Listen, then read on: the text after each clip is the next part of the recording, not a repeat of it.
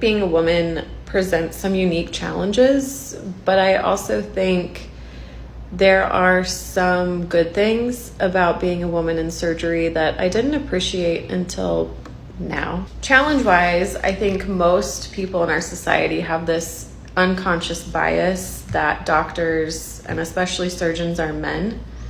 And so when a woman walks in, no one really anticipates them to be the surgeon, especially if you're petite and fairly young.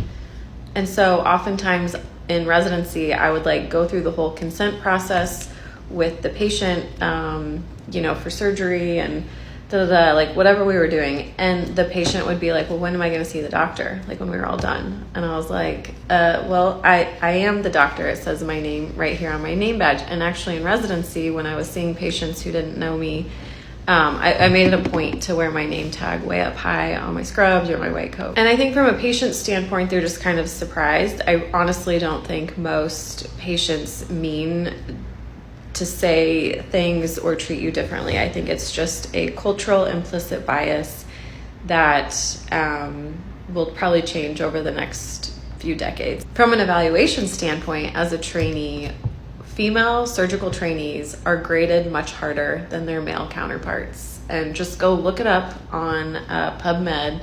Look up those kind of keywords, and there are plenty of studies out there that document a clear discrepancy in how people are graded surgically during their training based on their gender.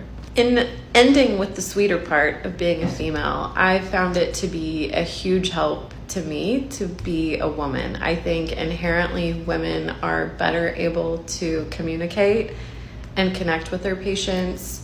I think in general, I have a higher emotional intelligence score than most of the men I trained under.